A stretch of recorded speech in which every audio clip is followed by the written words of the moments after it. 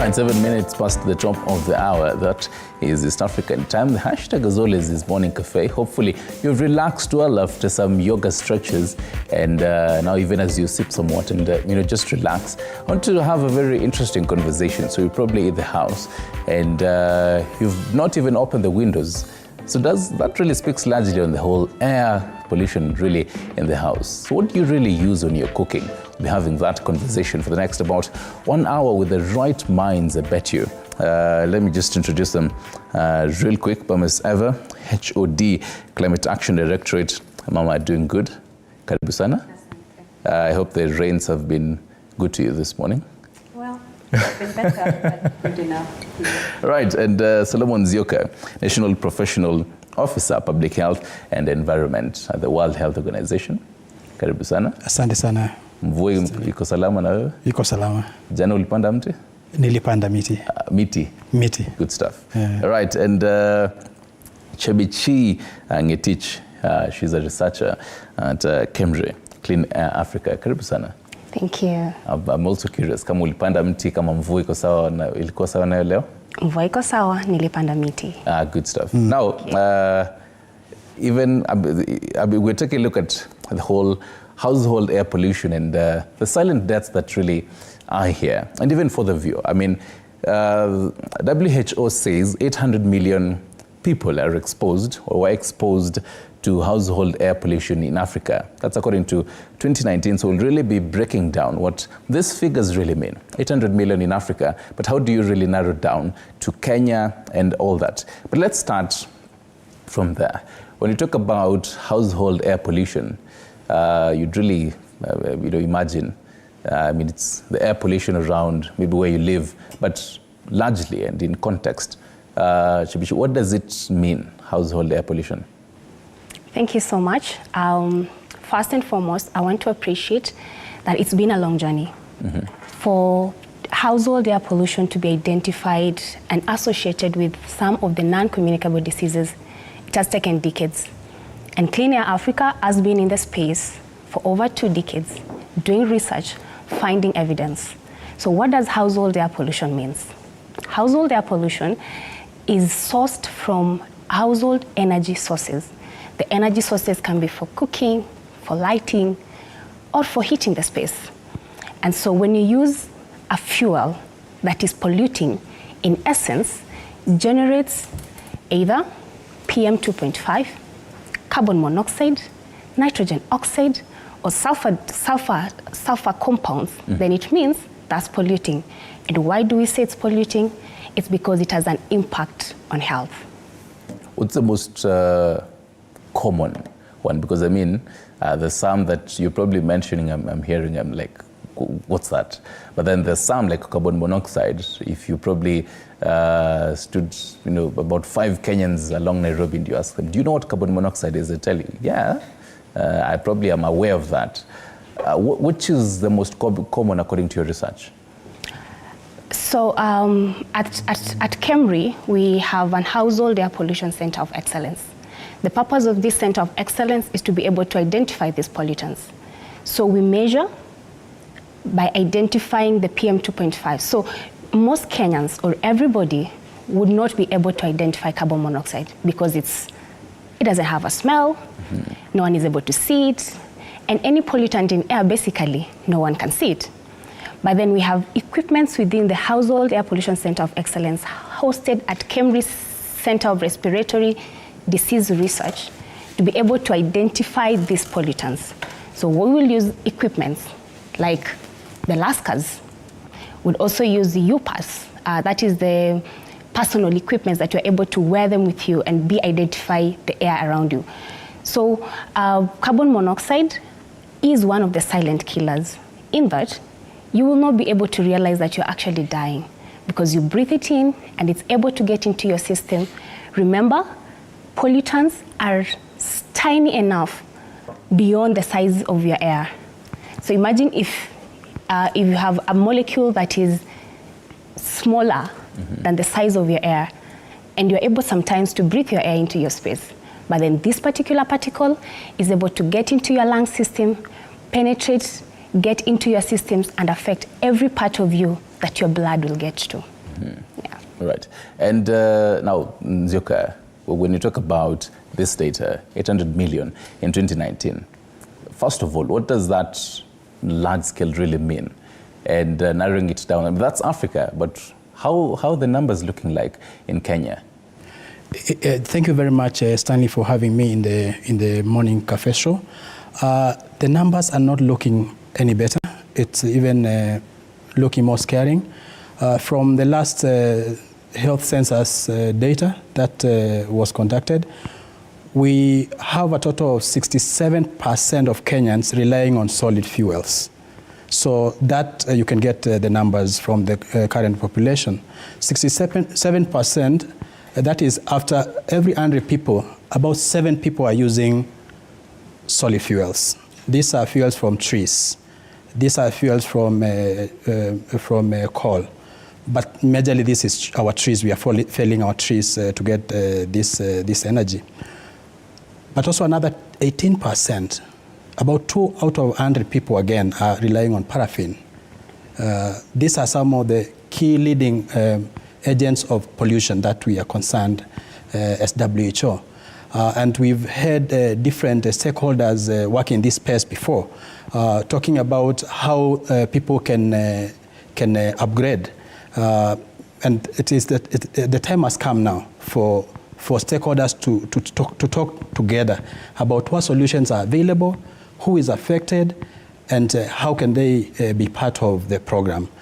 Now, you just talked about, we just talked about the health impacts. Mm-hmm. Now, these particles, after we've just already talked about the 67%, this is also what the data is showing. That out of the causes of ischemic heart diseases, this is a disease of the heart, air pollution contributes to 23% of those cases. That is, out of 100 cases of ischemic heart disease deaths, 23% is from air pollution. Now, look here, low birth weights.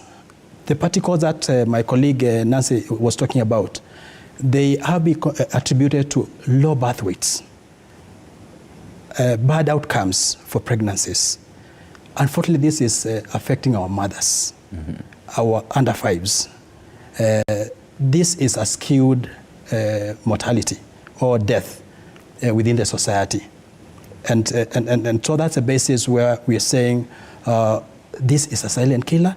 These people are likely to be left behind the most, and they need to be on the table where decisions are being taken. And decision makers also have to look back, step, and carry this likely to be left behind group with us, especially in this era of universal health coverage. Right. Thank you, Stanley. And from the numbers, and I'm curious, from the numbers to the voices, and Eva, as Mama Doing Good, you really focus on communities, going to the ground and getting to know kwa ground vitu ziko aje. Yeah. What are kind of the stories that you hear from the ground, really? Thank you so much, Stanley. And really, to respond to your question, I think I will start with a project that we undertook from 2019. It was called the Kenya SLCP project. That's short for short-lived climate pollutants. And what we were doing is ideally sampling homes from around 5 counties in Kenya. And what we wanted to do, first of all, is to be able to monitor, similar to what Nancy has been speaking about, what are the levels of pollutants, within the household, within the kitchen of these women. And then going beyond that, then it's the question of what do you notice in your house? And I think from the preliminary data that we got, we realized that very many women and young children complained of a lot of respiratory diseases. There were those people who had a lot of eye cataracts. In certain cases, we could see there were those who had, like he says, child loss, so premature child loss, like you lose a pregnancy. Also pulmonary, like he says, you said schismic something? Ischemic, yeah, so diseases of the heart. But we noticed that there was a very big disparity in terms of you recognize that there are conditions that you suffer from, mm-hmm. but are you aware that the source of those pollutants is from something that you use within the house? So what we notice is that in terms of culture and just the way people have been operating for many years, many women and many communities and many households will continue to prefer to use makaa or will continue to prefer to use kuni. And you know, there's also a cultural and a family aspect towards it. Like you gather around the fire, it's part of how our mother is teaching her daughters how to cook. But then in that process, you are inhaling a lot of danger. I think in 2019, we got data from the Ministry of Health that says we lose about 22,000 people in Kenya every day. This is the third most highest cause of death in Kenya, but the awareness is not there, right? We continue to expose ourselves to what is harmful. Women continue to expose themselves and their children to what is harmful. And for us, really what we are trying to do, and we're working very closely with Clean Air Africa and also with WHO as an organization, is to first of all reach communities with this knowledge. You know, it's about the behavior change communication. It's about the sensitization. Are you able to relate the harmful health impacts that you can witness in yourself and in your children, and what it is that you do within the household? Right. Yes. And yet, as she talks about the cultural, aspect of it, now there's the whole other side of it, the whole the poverty kind of it. Kenya says 53% of the country, people really living on, they're basically poor. WHO is advising people to use, recommending electricity, piped natural gas, LPG, biogas. And you take a look at a number of Kenyans can't really afford this. I mean, fine, there's the whole cultural bit. But then, as I'm curious from your thoughts, the whole aspect of the poverty line on this. Thank you. So one thing about the approaches of tackling and eliminating the silent killer of household air pollution is to take an holistic approach. Household air pollution actually spreads across several SDGs. We're talking about SDG 3, Health for All, SDG 7, that is access to clean energy. We're talking about SDG 13, climate action. We're talking about gender issues. So there's a myriad of things that actually encompass, and that's why WHO is speaking to this, that we need to bring all stakeholders. Everyone needs to take part.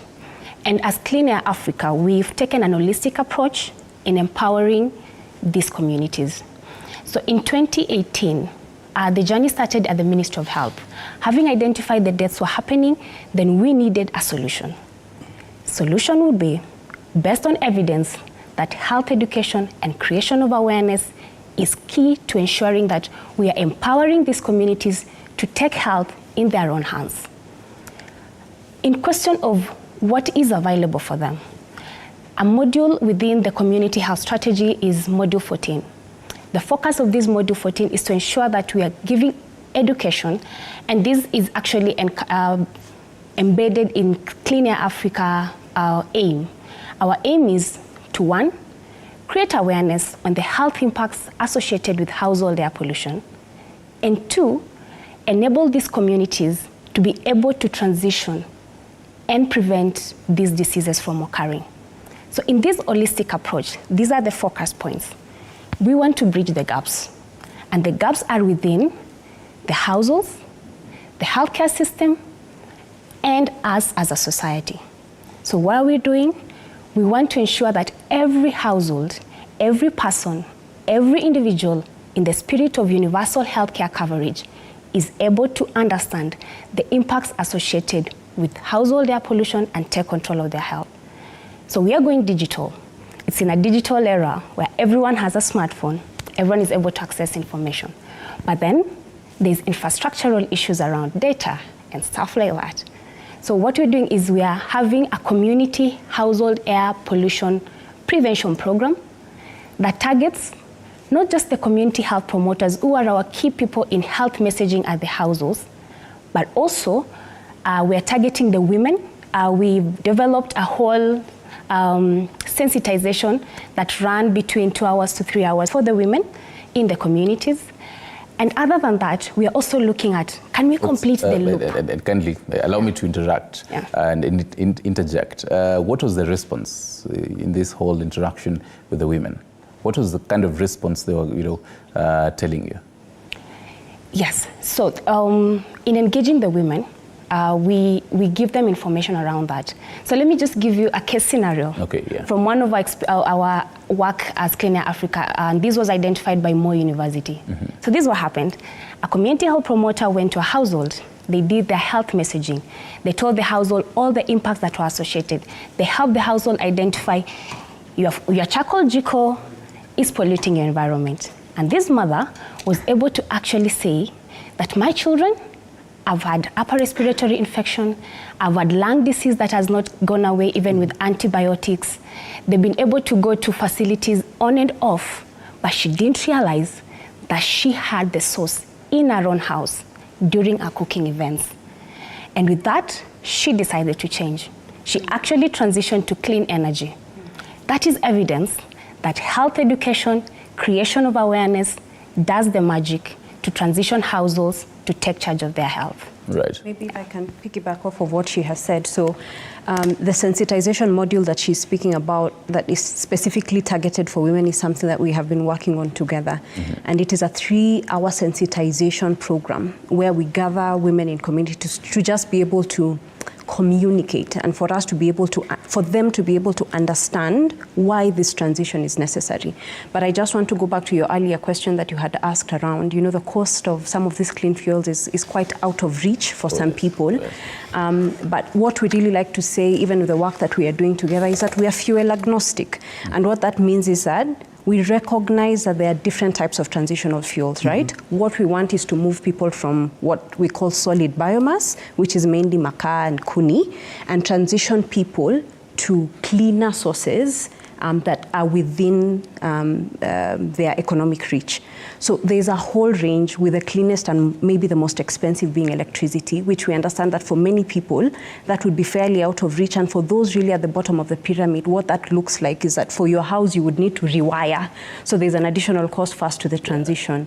But within this ecosystem, and I want to really applaud people within the sector who have been working to address the needs of the people at the bottom. We have bioethanol, right, which is a clean biofuel.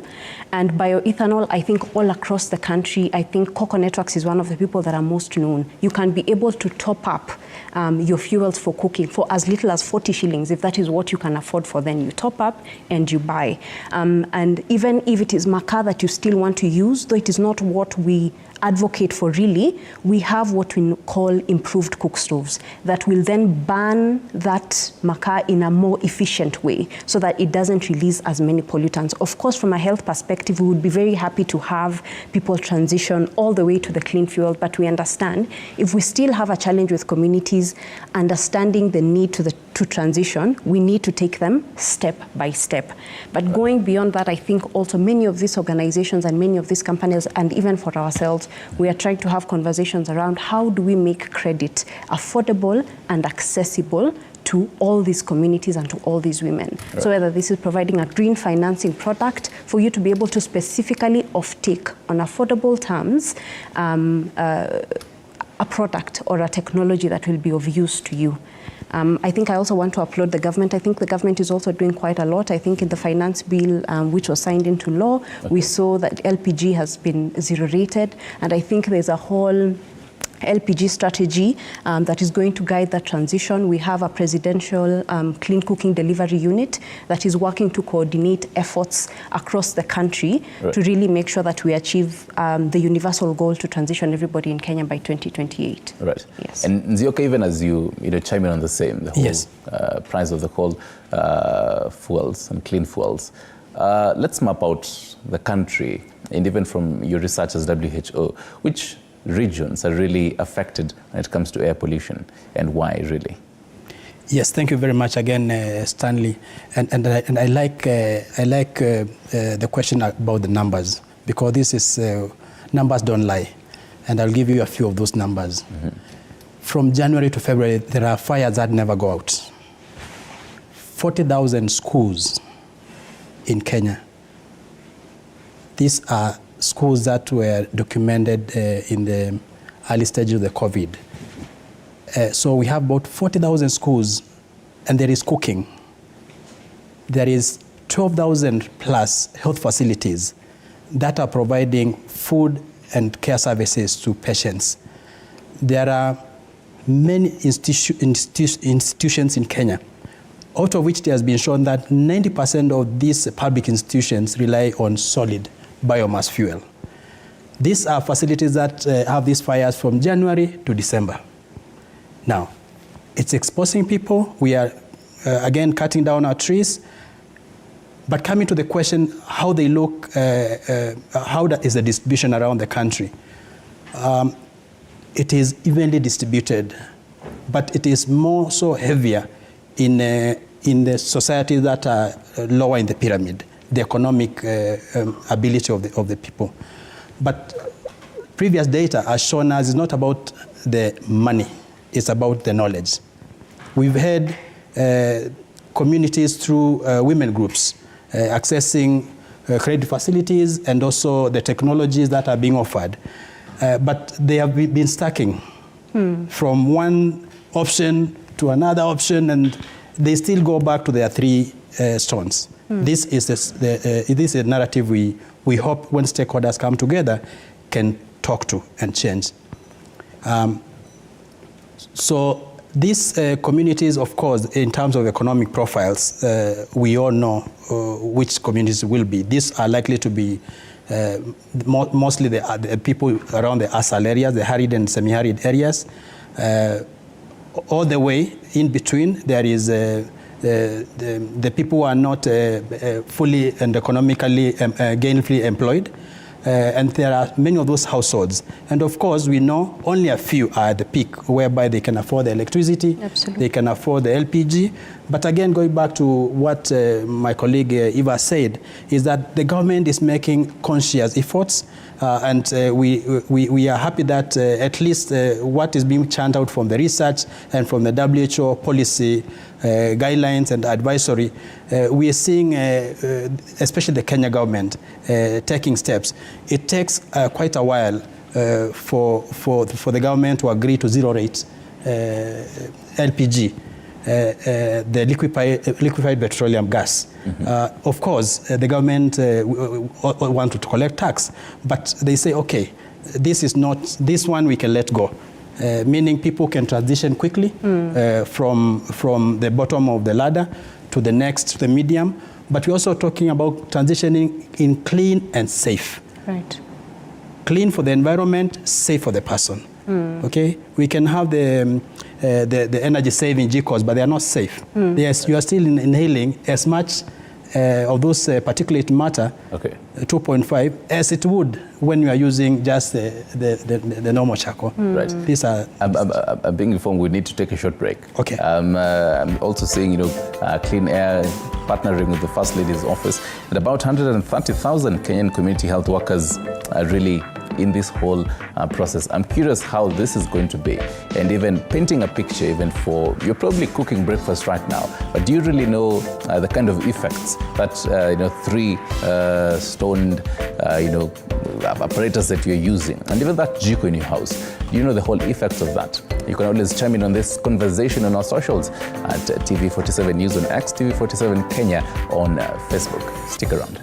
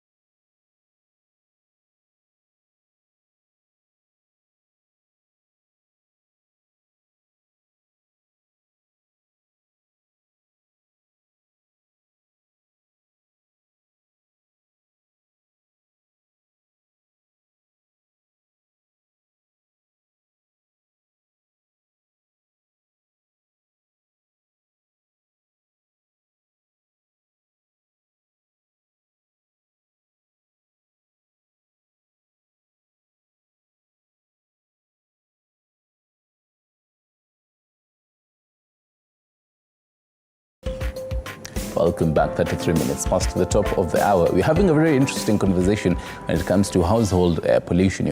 You're probably watching us this morning, and maybe your windows, in the house are not really open. Do you really mind your health when it comes to your household, when it comes to the whole air pollution? And allow me to come to this.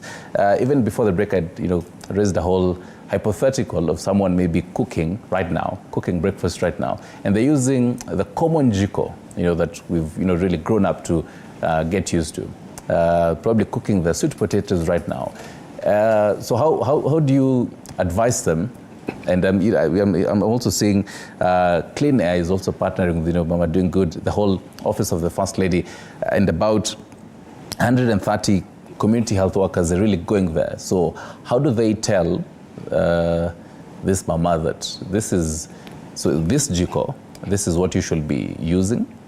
You should not be doing, you should not probably light it inside the house, you should probably light it outside.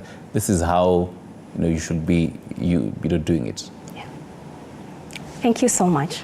So there are two levels to transitioning, or there are two levels to preventing the burden of disease or eliminating the disease.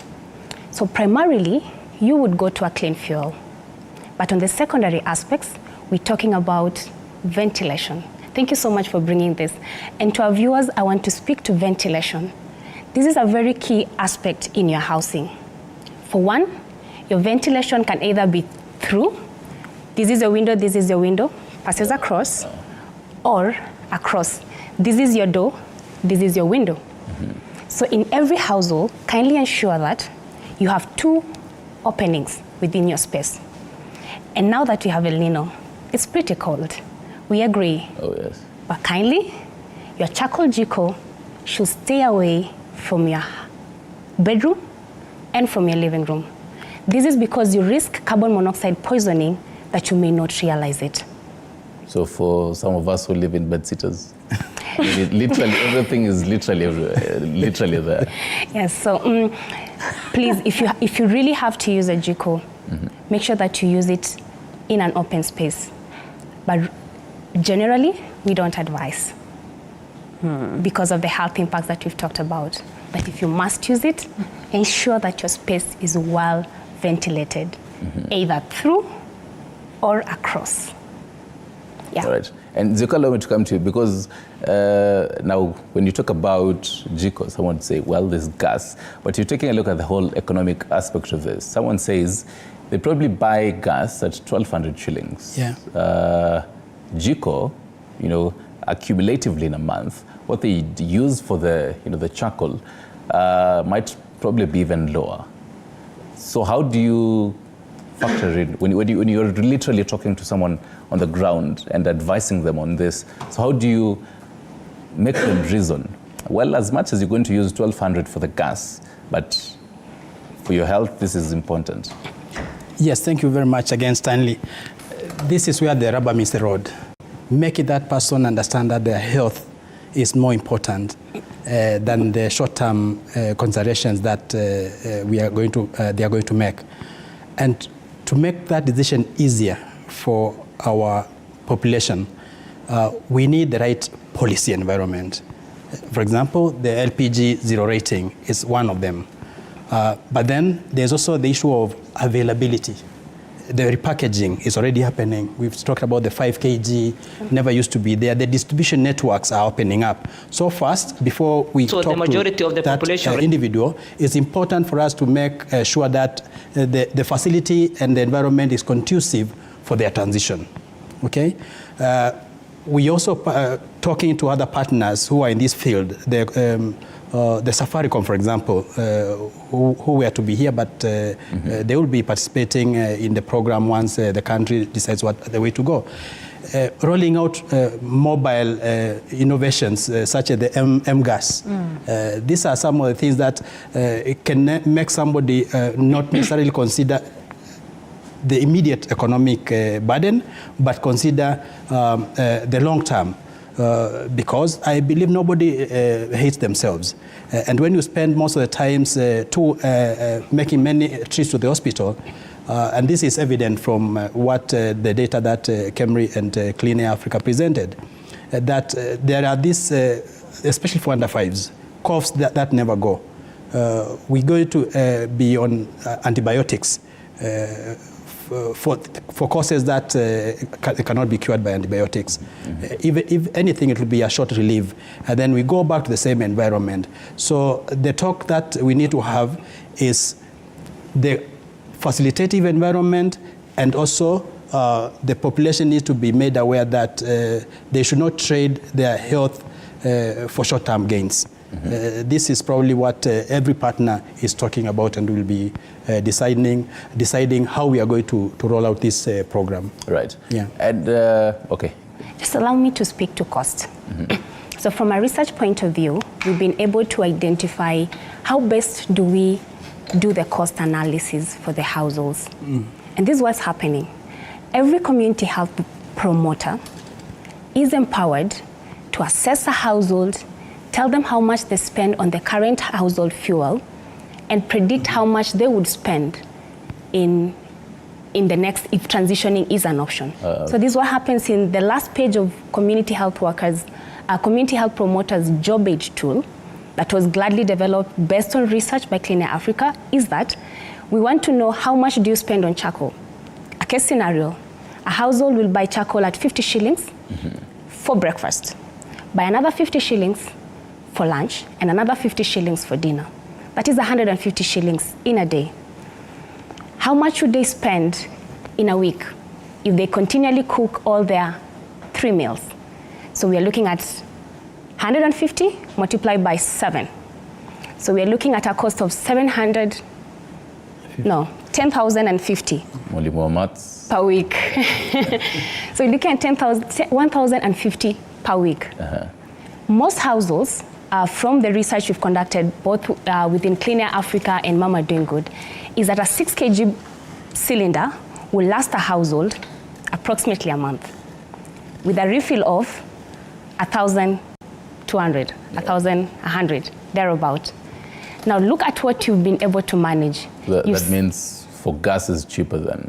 Gas is cheaper. So at the end of the day, gas is cheaper, and does not just give you the cheapness of economics, it also gives you the wellness and the longevity of your own life. Right. Yeah. And you're talking about matters digital and all that, and we live in a whole digital aspect.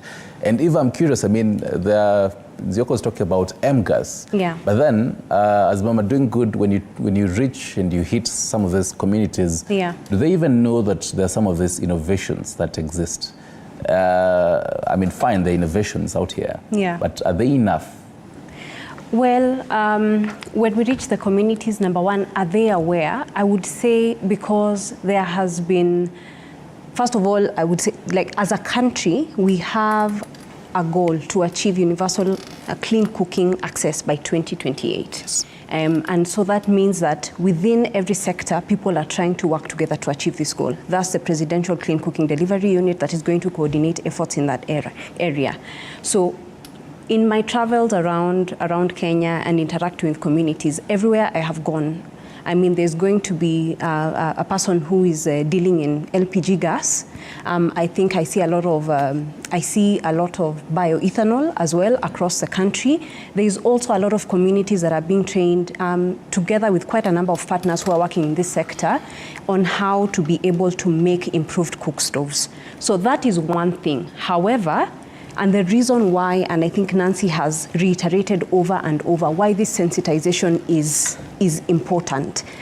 The technologies might be available, the technologies might be next to your house, but if you do not understand why it fits you or why it's necessary for you, it'll never click. You will never see the need to transition. I'm going to use this as an example. We were having quite a number of discussions with our partners at UNDP, and they also have a project on accelerating clean cooking across Kenya, and they were talking to some of the key leaders within this county, and we noticed that even at that level, there is a lack, there is a knowledge gap in terms of what needs to happen. And going back to what it is that Solomon was saying, it doesn't only translate to cost. It's not about where you are economically. In terms of economic stratification, it's about the knowledge, right? So there are those women who are very aware, But then there's the challenge of access and cost. And those are questions that we are trying to respond to. Right. But then there are those who genuinely do not have that information, and thus the program that we are trying to run across the country, targeting the table banking groups that Her Excellency, the First Lady of Kenya, since 2009 has been bringing together to be able to socioeconomically empower. We are targeting those groups to access communities, to sensitize them, to provide them with access to credit, to offtake these loans, and then beyond that, to empower them to be able to be change agents, to utilize social marketing, so that if you know that such and such technology is available for me to use, you're better placed to tell your friend in the church or the mother to your child, this is the change that I have seen in my household, with my health, with what's happening in my children, with the economics at home, I'm able to save more. Then that escalates our capability of achieving our goal to clean cooking by 2028. Right. And Zioka, even as you come in of the same, I mean, yes, you're from the public health matters environment, from WHO. The access, I mean, she's talking about matters access. Speak largely on can they really access, the medical facilities? And fine, they can access the medical facility because it might be just right outside where they live. Mm-hmm. But are they able to afford some of this? For example, I mean, kind of, what you're talking about. Can they really be able to afford being treated? Thank you very much again, Stanley. This is where that's a big question. Yes, they can say they can afford the 50 shillings per gorogoro, 50 again, because our economy is a kadogo economy. That we agree. But now coming to the hard question, that now, if you end up on the other side, that you're sick, will you afford the care? Yes, we are talking about the universal health coverage. Is it some of these preventive measures are still finding their way into the table, whereby they are to be financed? In that we only do not look at disease outcome as our core components in the package, but also the preventive components.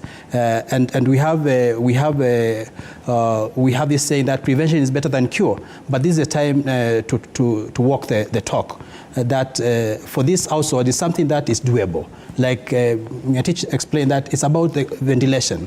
That may take you off the pathway to being sick. These are some of the things that we'll run with. But coming back to what my colleague Eva has mentioned about the targets, mm-hmm. We have the SDG targets. Kenya, being part of the world, states, made a commitment around these SDGs, specifically the SDG number 7, where we have the Kenya Compact, Energy Compact. Now, that Kenya Compact, Energy Compact has targets, 2028, like you said. Yes. They are very strict. One of the items is towards net zero carbon emissions within the health facilities. That is not going to be achieved if we have a very broad pyramid still relying on solid fuels. Mm-hmm. These SDGs, somebody has, what are they for? Or who cares? This usually defines how the global, including WHO and other bodies, think the world can be safer in the future. So we start building and nesting our houses now, so that when this time comes, we are not caught in storm. Specifically, the measurement, the taking stock, is going to be from 2025 onwards, is stock taking. Countries are going to be doing stock taking.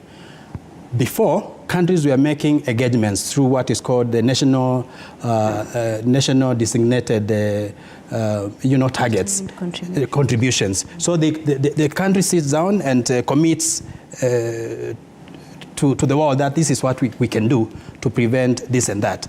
Now, from 2025 will be stock taking. So what have you done? Because look, 2028 is not far. 2028 2030 is not far. Yeah. But even in 2027, we'll be saying targets of 2028, as if 2028 is far. Okay, but it's just a few years to come. So this is a time that and the environment is alive to this, that stakeholders are listening, that we need to do something. Right. What do we need to do? That will be the talk of the meeting that WHO is convening in the next 2 days. That is tomorrow and the day after. Right. High level stakeholders engagement, so that Kenyans can dialogue. It is said when Kenyans speak, solutions are found. Right. Yeah. Maybe to just add on to what Solomon has spoken about, within this area of household air pollution, and then if we extend it towards clean cooking, because then when we discuss household air pollution, we are posing a problem, and then we are saying the solution is a transition to cleaner fuels, right? And if it's within the household, it's mainly through clean cooking. We have to appreciate the ecosystem of issues here. So many people cut firewood, correct? We had a National Tree Planting Day yesterday. We have a presidential directive or a target, ambition, to grow 15 billion trees by 2032. When you look at the charcoal industry in Kenya, it employs many people. There are speculations that it is approximately a 2 billion Kenya shilling industry. If we are trying to sensitize people to not cut those trees, but instead plant them and grow them, we then need to be able to think, what do we do with all these people who the charcoal industry has employed? And those are the conversations that we are trying to have. Most of these people are incidentally women. They're the ones who are selling the maca from wherever it is that they are. So in the conversations that we are trying to have, we understand, number one, we need to transition the households. But how does it make sense for you economically? How are you able to translate this work that you're doing into an income-generating activity, right? For many people and for many of the communities that we engage in, when you speak about climate action or you talk about air pollution, those are topics that are many steps removed from your day-to-day reality. So many people have said that health is the human face of the climate crisis. So you approach them with a message of health. You approach them with a message of what is the economic benefit that you get from these. Within this climate action discourse that we are having really as a globe, and we saw that Kenya hosted the Africa Climate Summit a couple of months ago, it is very important for us to also be able to sensitize communities about the availability of green jobs, right? And that these are viable jobs and that these are jobs of the future. Right. And they exist in every sector. So within clean cooking, it's training women on the skill of making improved cook stoves, right?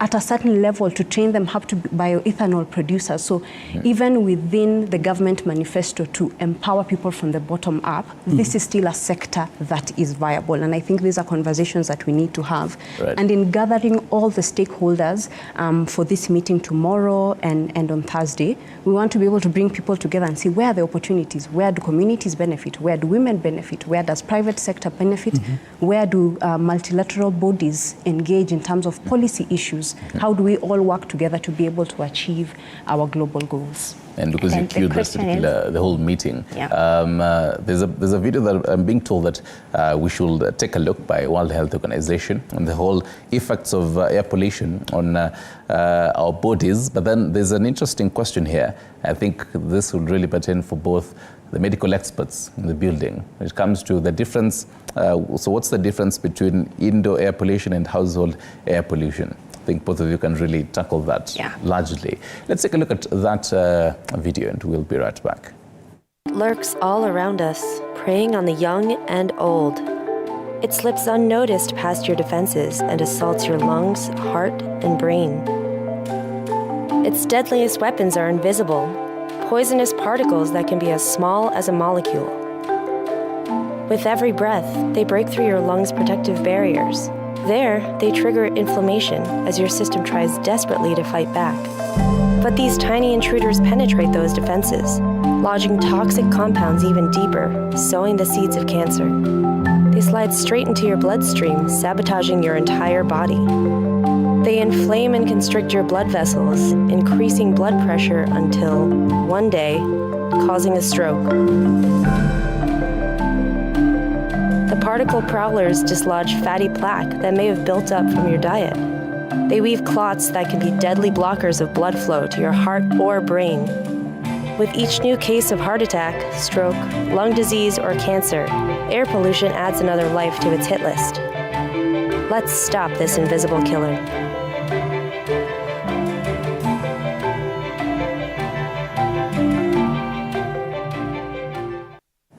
Right there, we have it. Quite informative, really breaks it down. What you're talking about. We're really out of time. So even with your final remarks, that particular question, the difference between indoor air pollution and household air pollution. I'll start with Ngetich, but also throw in your final remarks as we wrap up.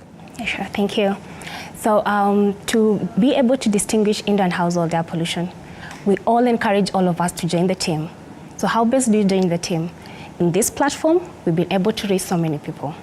We encourage that we are able to train the journalists on public health, communication, and journalism. This ensures that you are having health messages across and help people to identify these problems. These are courses that can be taken within the KEMRI institutions and any other institutions. So what's the difference between household air pollution and indoor? I will let WHO bring that. Yes, thank you very much, Ngetich. Usually the line is thin, but to be specific, the difference is on words. But specifically household is the cooking environment, refers to the cooking environment. That means you are actually in there, spending most of your time, like it happens, preparing a meal, household. So that is your outcome. Now, indoor, it's anything that may be happening within the house, not necessarily because you are cooking. For example, in the industries, we have generators polluting just like it would when you are cooking. Right. So the generators will fit in the indoor categorization of things. But the net effect to the human body, like we have seen, is all one and the same. The particulate matter are penetrating to the deepest part of the lungs, and we're having these pneumonias in either form, whether household or indoor. Coming to my closing remarks. In a sentence, because I'm pretty sure my director might start telling me to wrap it up in a few. In about 30 seconds, your last minute remarks. Yes, my remarks would be to call upon the momentum that is building so that we have a joyful and a successful program of stemming out this invisible or silent killer that we have in our households. But specifically, I take the role that WHO has taken, which is to convene. WHO, by its mandate, is to convene. We convene stakeholders to start talking about a problem that we probably have identified from research, from observations and everything. Now, this is the moment that we need to gather around one table and talk in one voice moving forward. And that's what WHO should be doing now, has been doing that before, and will continue doing convenership. Thank you very much. Thank you, Eva. Right, so thank you very much. I think just to reiterate what everybody has said, I would say number one, change begins with you. And I hope, Stanley, you have learned something today. And if you have a makaa, jiko in your house, you're no longer going to in my bedsitter. Right, but then I would say, like, moving forward, even as we convene all these stakeholders tomorrow and on Thursday to be able to discuss this, the conversations need to be around how do we, number one, sensitize communities? How do we make them, number two, aware of what are the available options? And then how do we resource them to be able to transition to that next level? And taking it just a level above, how do we then empower women-based organizations, community-based organizations, and faith-based organizations that are already doing this work to be able to address the critical issue of household air pollution in Kenya? Thank you very much. Can I? Right, asante sana. I see Ngetich really wanted to say something, but I'm pretty sure. All right, in about like 5 seconds. Thank you so much. So this is what I will say. Health begins at home. And as we move at home, we are also moving the government to achieving its commitments in either COP28 or other African Climate Summit units. So as Clean Air Africa, we will continually provide the evidence and in tools to ensure that we are informing not just the national policy, but also across East Africa and Central Africa through our partnership.